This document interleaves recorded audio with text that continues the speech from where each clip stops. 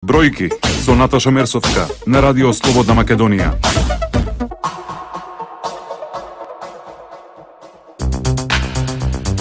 Добар ден, ја слушате економската емисија Бројки на Радио Слободна Македонија. Главен настан неделава е објавениот извештај на Светска банка Doing Business.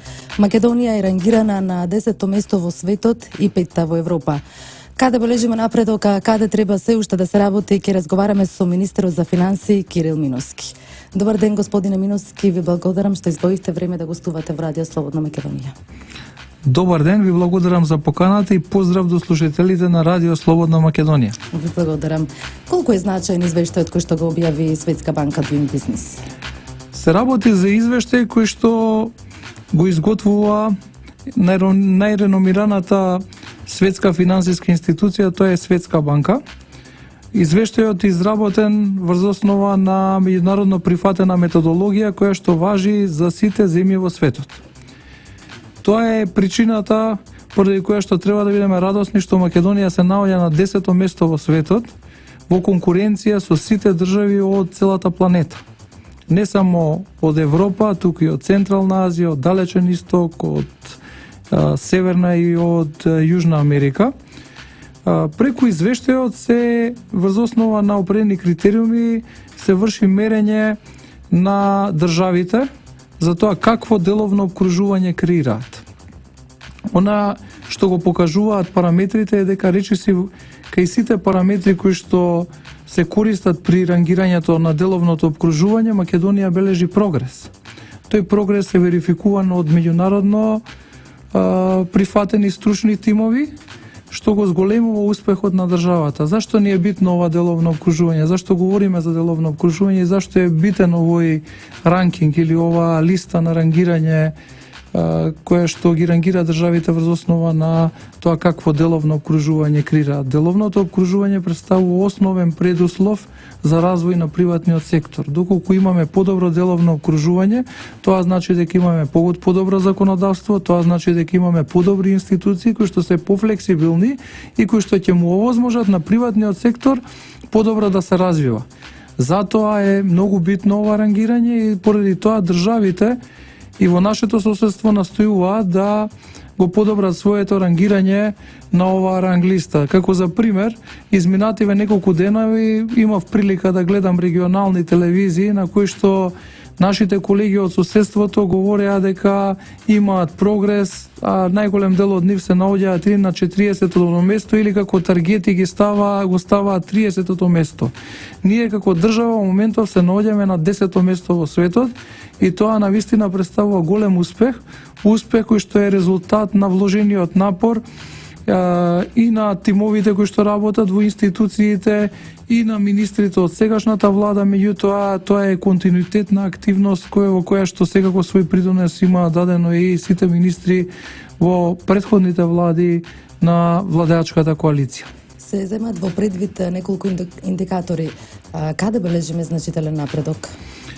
Постојат, како што веќе споменавме, околу 10 индикатори врз основа на кои што се вржи ранкингот на Doing Business. Јас себе имам пред себе некои параметри кои што се однесуваат на некои од тие индикатори и би разговарале околу значењето на секој од нив со цел да ја доближиме до слушателите темата, за да им биде поразбирливо она што го говориме. Така, на пример, еден од индикаторите каде што ние бележиме прогрес е индикаторот за почнување на бизнис, каде што Македонија е позиционирана на високото 4-то место во светот и доколку се направи една споредба во однос на 2006 година, имаме подобрување на овој индикатор за 72 места. Зашто е битен индикаторот за почнување на бизнис? Тоа подразбира можност на лицата кои што се предприемачи, кои што имаат некаква идеја, да на еден брз начин регистрираат компанија и да својата идеја да може да ја реализираат. Тоа е значаен индикатор и од тој аспект гледаме дека Македонија се наоѓа на високо 4-то место во светот во однос на тој индикатор благодарение на реформите во легислативата кои што ги направи, меѓутоа исто така и благодарение на ефикасност и на Централниот регистар и на сите други институции. Втори индикатор каде што имаме исто многу висок ранг, да кажеме, на оваа листа. Тоа представува индикаторот плаќање на даноци. Во однос на плаќањето на даноци, Македонија се наоѓа на 9-то место на оваа ранг листа. Тоа е скок од 70 места во однос на 2006 година. Врз основа на овој критериум можеме да констатираме дека постапката на плаќање на даноци е за 3 пати побрза во однос на 2006 година, меѓутоа исто така имаме напредок и во однос на време траењето на оваа постапка, кој што е исто така за 3 пати пократка во однос на 2006 година. Овој индикатор е битен заради тоа што покажува можноста на компаниите и средствата кои што им стојат на располагање, кај нас тоа се прави по електронски пат, на кој начин поефикасно и со помала загуба на време да може да ги исполнат своите обврски кон државата. Од друга страна, за државата е многу битно заради тоа што на овој начин може многу полесно да ги собере даноците. Следниот индикатор кој што исто така многу битен е индикаторот добивање на градежни дозволи, каде што Македонија се наоѓа на високото 11-то место. Овој индикатор се мери заради тоа што постапката на добивање на градежни дозволи е многу битна за сферата на градежништвото, за бизнисот со недвижнини, поради тоа што градењето на било каков индустријски капацитет или трговски објект подразбира и добивање на определена градежна дозвола. Заради тоа е битен овој индикатор и ние многу добро котираме и во однос на овој индикатор. Понатаму следен индикатор каде што имаме напредок е заштитата на правата на малцинските акционери, каде што Македонија се наоѓа на 13-то место и тоа е напредок од 70 места во однос на 2006 година. Зашто е битен овој индикатор? Тој индикатор покажува влијае директно на развојот на пазарите на капитал. Заради тоа што единствено на пазарите на капитал каде што правата на малцинските акционери се заштитени или постои добра правна рамка, постои интерес кај граѓаните и кај инвеститорите да вложуваат во компаниите кои што котираат на оваа берза и на тој начин да придонесат за прибирање на дополнителна акумулација која што е битна за развој на овие компании. Понатаму имаме напредок во делот на пристапот до кредити, каде што Македонија се наоѓа на 16-то место.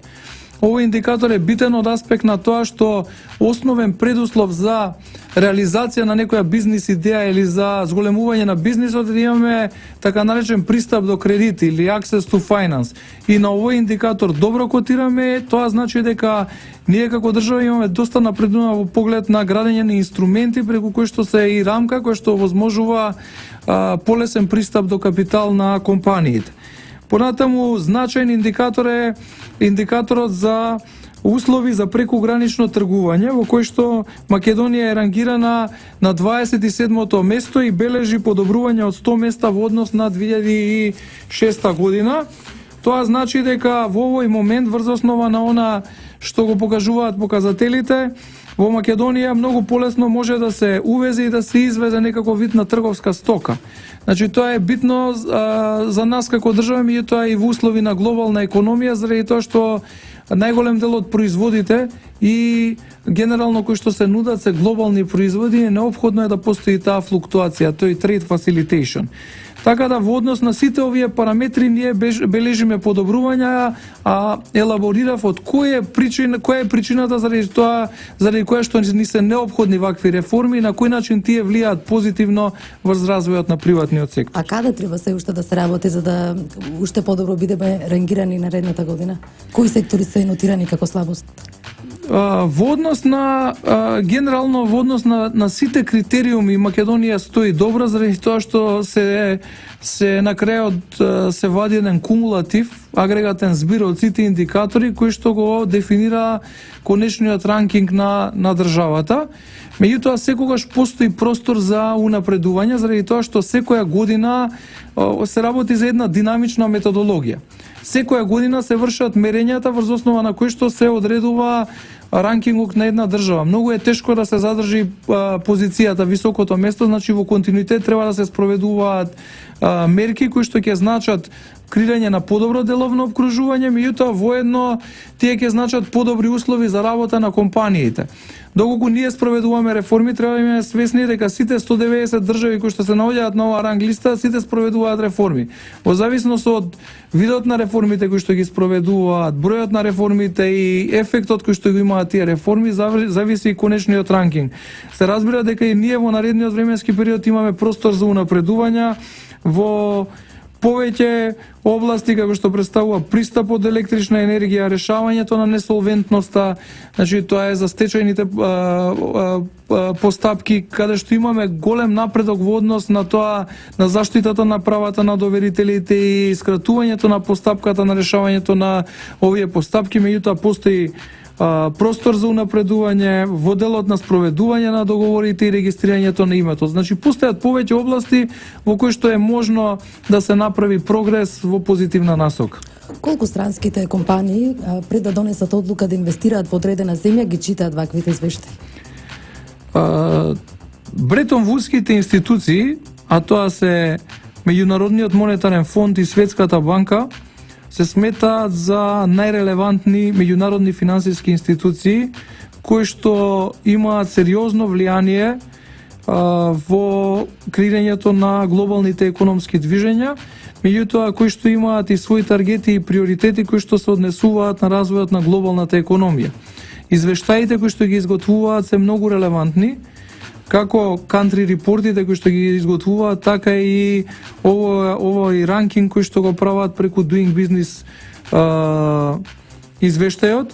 Тој за странските инвеститори е сигнал за тоа со каква деловна клима ќе се соочат во определена држава. Како држава која што е ориентирана кон привлекување на странски инвестиции, високото позиционирање на ранг листата на Doing Business е од големо значење заради тоа што инвеститорите пред да дојдат во државата ги добиваат сите, настојуваат да ги прочитаат сите релевантни извештаи и информации кои што се однесуваат на определена држава. Во таа насока и местото на кое што се наоѓаме на ранг листата на Doing Business е од големо значење и им дава една доверба на инвеститорите дека се работи за една држава која што има добра деловна клима и во која што генерално може да инвестираат средства кои што ќе им бидат безбедни и кои што нормално ќе им донесат профит на долгорок.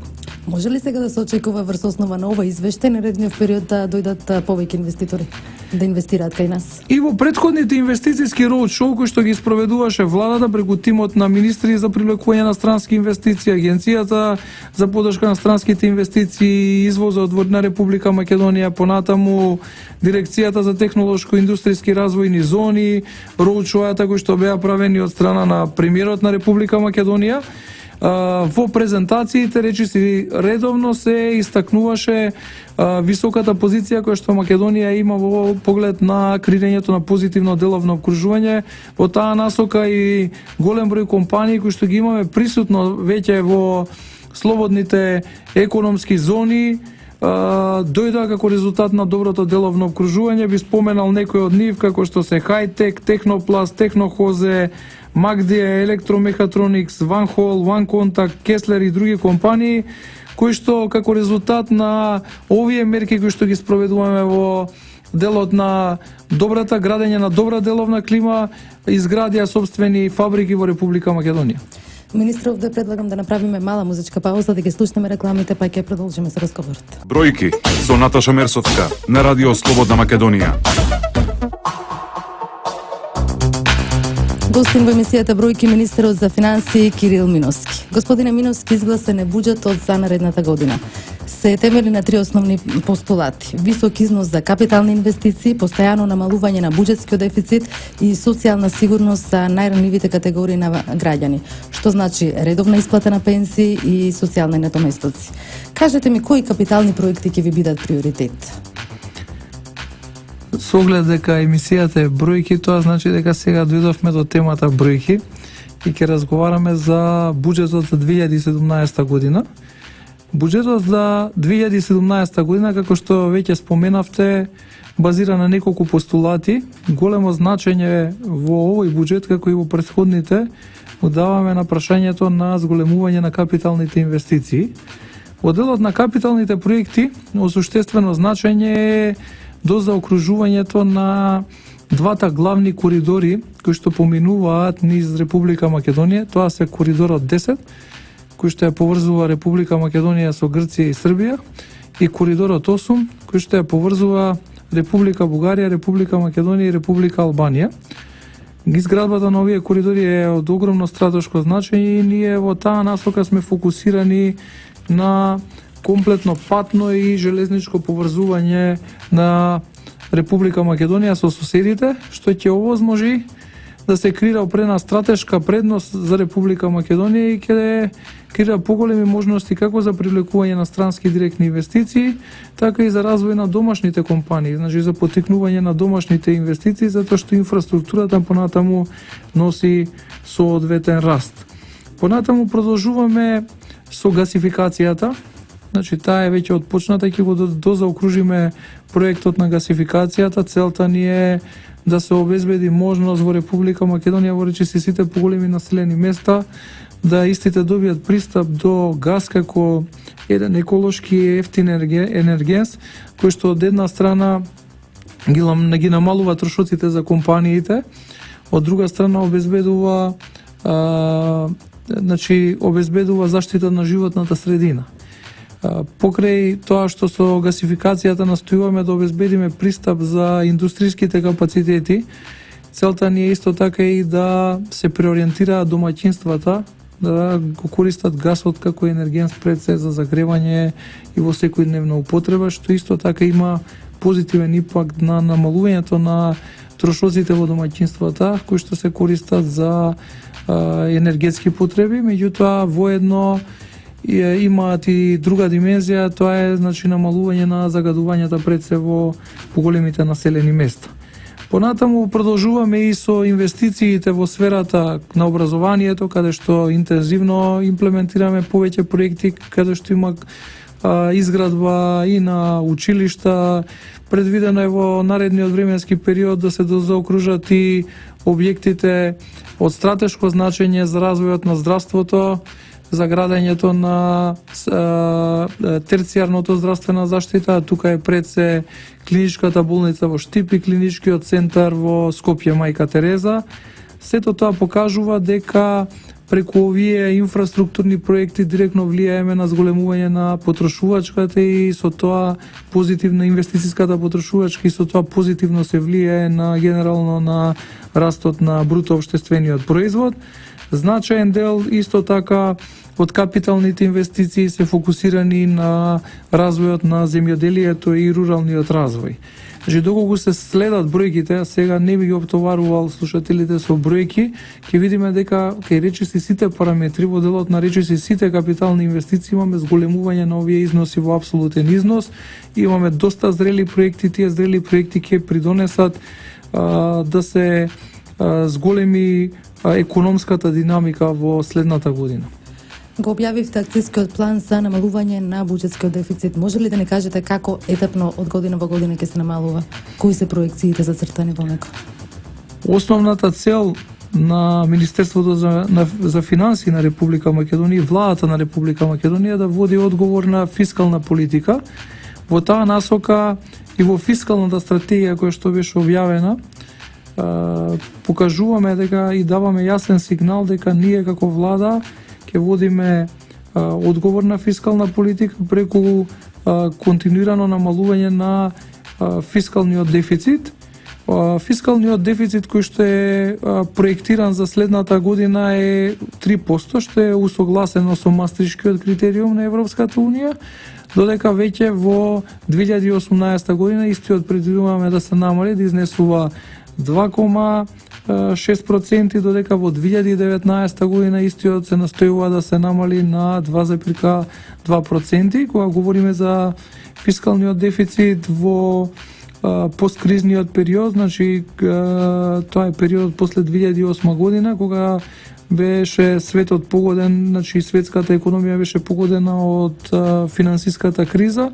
Креирањето на ваква зголемена агрегатна побарувачка преку фискален дефицит одигра позитивно влијание врз поттикнувањето на растот на бруто општествениот производ во Република Македонија. Меѓутоа се разбира од сегашен аспект неопходно е да се почне со континуирано намалување на фискалниот дефицит во следните години. Најавено е покачување на пензиите. Пензионерите веќе од овај месец, односно со декемвриската пензија, ќе добијат зголемени пензии за 5%. Она што загрижува е дали ќе има доволно пензии за идните генерации. Тоа е едно прашање кое што се наметнува како една од темите кое што опозицијата пробува да ги пласира во континуитет. Прашањето за пензискиот систем, реформите во пензискиот систем е тема на разговор не само во Република Македонија, туку во речиси сите држави. Проблемите во пензискиот систем во Република Македонија се наследени проблеми. Најголем дел од нив се поврзуваат и со самото самостојување на Република Македонија, кога беше искреирана на некој начин таа дупка во првиот пензиски столб, со цел да се елиминира негативниот импакт на процесите кои што се одвиваат заради тоа што реформите во пензискиот систем често пати се поврзуваат и со други аспекти, пред се со демографијата. Некаде во 2004-2005 година беа иницирани реформи на пензискиот систем кои што се спроведуваа во сработка со Светска банка, кога по примерот на Чиле, тоа е моделот имплементиран во Чиле, кој што потоа беше имплементиран и во неколку држави во регионот, како што беше Република Бугарија, Република Хрватска, и во Македонија се воведе така наречен тростолбен пензиски систем. Тростолбниот пензиски систем подразбира прв систем кој што базира на принцип на солидарност или така наречен pay as you go. Тоа е оној стар пензиски систем кој што го имавме во поранешна Југославија. Вториот кој што се воведе за сите оние кои што ќе идни пензионери, кој што подразбира задолжително пензиско осигурување во пензиски фондови кои што во приватни пензиски фондови. Тоа е систем во кој што се менаџираат парите преку овие приватни фондови кои што имаат определени лимити, начин на кој што тие може да ги инвестираат и кои што обезбедуваат определен поврат на тие инвестирани средства. И третиот столб кој што базира на целосна доброволност кај осигуреникот. Проблемите кои што се јавуваа со дефицитот во првиот столб, значи ги имаме во континуитет во независна Македонија. Се разбира дека ние како влада нема да дозволиме несигурност или пропаѓање на тој пензиски систем, заради тоа што во континуитет се следат состојбите, се со цел да се задржат, да се зачуваат и државните интереси, интересите на граѓаните и сигурноста на пензиите на граѓаните. Континуирано се прават актуарски пресметки врз основа на кои што се прават проекции и се следат состојбите. Она што сакам да го истакнам е што дел од критиките беа фокусирани на активните мерки на пазарот на трудот кои што ги стимулира владата. Тие активни мерки се тренд во сите развиени економии и активните мерки на пазарот на трудот имаат на некој начин цел да обезбедат поголема усогласеност на понудата и побарувачката на пазарот на трудот. Пазарот, покрај позитивните страни, покрај тоа што ние како влада веруваме во пазарните механизми, во определени случаи има определени неперфектности. Тоа се однесува и на пазарите на труд, каде што постои определена неусогласеност и таа неусогласеност помеѓу понудата и побарувачката треба да се решава со помош на овие активни мерки. Целта на активните мерки е да определи критични групи на население да можат да добијат работа. Тоа се најчесто долгорочно невработени лица или најголем проблем во најголем дел од земјите и во Европската Унија е невработеноста кај младите лица. За да поттикнеме ова вработувањата, ние користиме активни мерки и различен вид на стимулации. Тие стимулации имаат за цел да креираат работни места. Доколку имаме повеќе работни места, тоа значи лицата кои што претходно немале работа, немале екзистенција, биле терет на оваа држава, ние сме плаќале некаков вид на социјална помош на тие лица или сме имале други негативни импликации од невработеноста, сега ги имаме како вработени лица. Тие вработени лица добиваат редовно плата. Добивајќи плата може да ги задоволат своите потреби, значи може да имаат достоинствен живот. Тоа на долг рок креира потрошувачка, ние повторно како држава собираме на индиректен начин преку плаќањето на данокот на додадена вредност средства кои што повторно се слеваат во буџетот. Значи идејата на активните мерки е како што самите активни мерки говорат да се активираат невработените лица заради тоа што главниот проблем е невработеноста. Колку повеќе вработени лица, тоа значи дека ќе имаме и повеќе средства за фондовите, ќе имаме позабрзан економски раст и развој, повисока стапка на раст на бруто општествениот производ, повеќе средства во државниот буџет. Значи тоа е економската филозофија. Креирањето на некаква паника за тоа што ќе се случува со пензискиот систем, мислам дека е несоодветна и се злоупотребува во еден политички контекст, како што во политички контекст се настојуваше да се омаловажи и рангирањето на Светска банка. Како што веќе споменав, државите во соседството сите би сакале да бидат на местото на Република Македонија и сите на некој начин имаат некој вид, да кажеме, и љубомора во однос на тоа колку високо е рангирана Република Македонија. Навистина треба да бидеме горди. Кога ќе направиме нешто што е добро, треба да го признаеме тој успех. Во овој случај кога се збори за doing business, треба да независно дали сме од позиција, од опозиција, треба да сватиме дека сите ја представуваме Република Македонија и дека рангирањето високо на извештајот на Doing Business на Светската банка е позитивна работа за Република Македонија, кој испраќа позитивен сигнал за странските инвеститори, меѓутоа и за домашните инвеститори. Ги споменавте активните мерки кои придонесоа за значителен пад на невработеноста. Последниот податок кој што го објави статистиката е дека изнесува 24,5% невработеноста во Македонија. Кажете ми кои ќе бидат ваши приоритети и проекти во наредниот период, за што понатаму да се намалува оваа невработеност? Иако бројката на невработеност е значително намалена во однос на 2006 година, 2005-2006 бевме рекордери по невработеност со стапки многу високи 37-38%, денеска имаме стапка од 24%. Стапката од 24% е огромен напредок во однос на таа што имавме претходно невработеност. Меѓутоа се уште не е задоволителна. Значи основен проблем на Република Македонија останува невработеноста. Проблемот со невработеноста во Македонија е структурален. Значи Македонија уште и во 80-тите години, да кажеме, и подоцна во 90-тите години, во поранешната СФР имаше меѓу повисоките стапки на невработеност, заради лошата структура на работната сила. Имавме голем дел на страната на понудата на работна сила, ниско квалификувана работна сила. Од тие причини, наш главен приоритет е и во следниот период како да ја намалуваме и понатаму невработеноста. Пробавме преку привлекување на странски инвестиции. Основната формула е инвестиции. Само преку инвестиции се отвараат работни места. За да имаме инвестиции, што ни е неопходно? Неопходно ни е добро деловно обкружување. Првиот фактор за да привлечат инвеститор е да имаме добро деловно обкружување.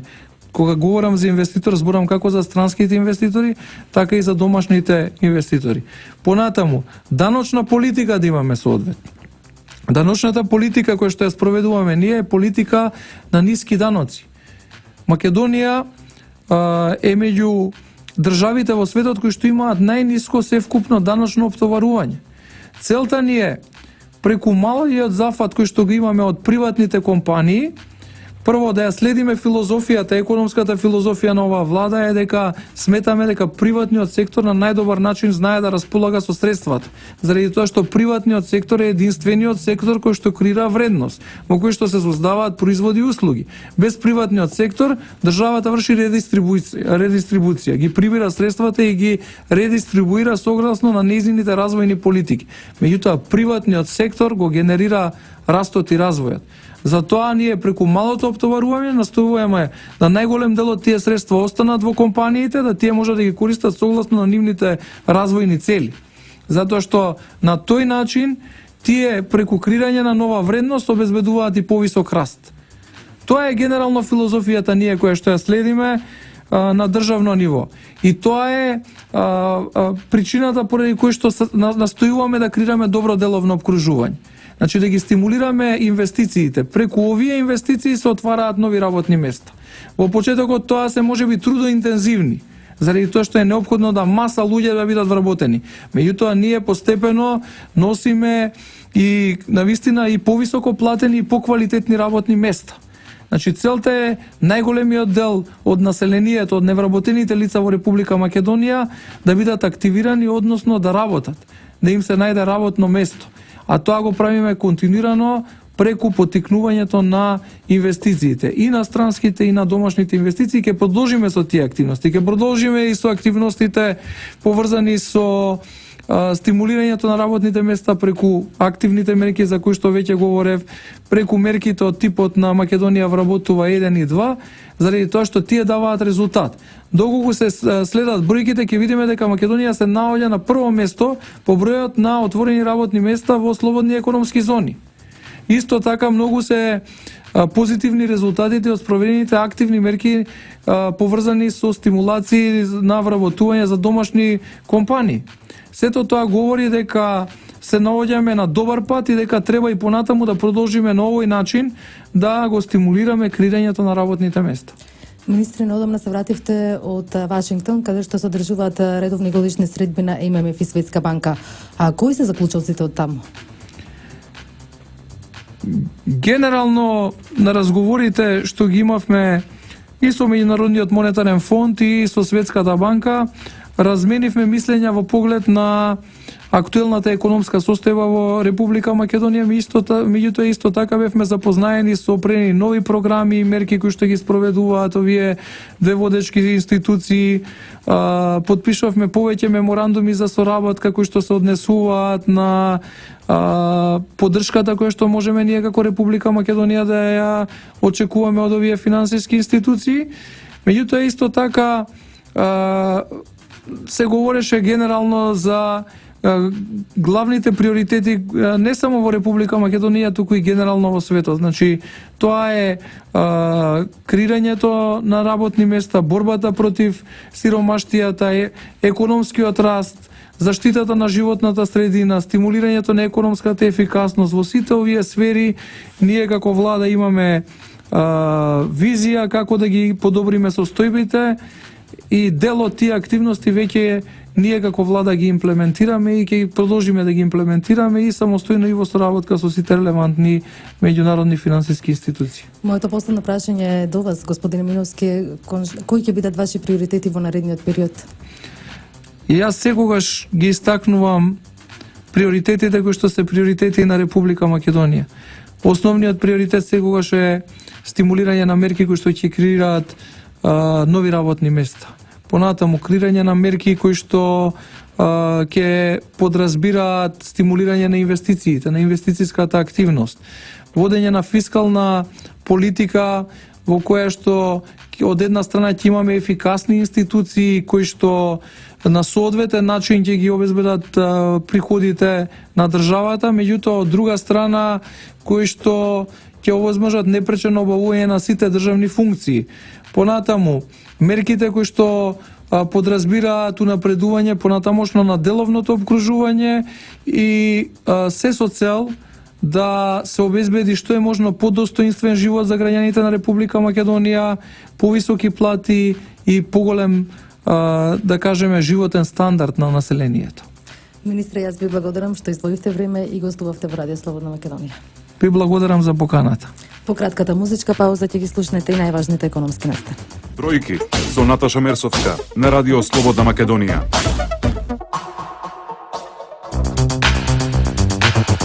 Во емисијата Бројки ве информирам и за останатите важни настани од економијата оваа недела.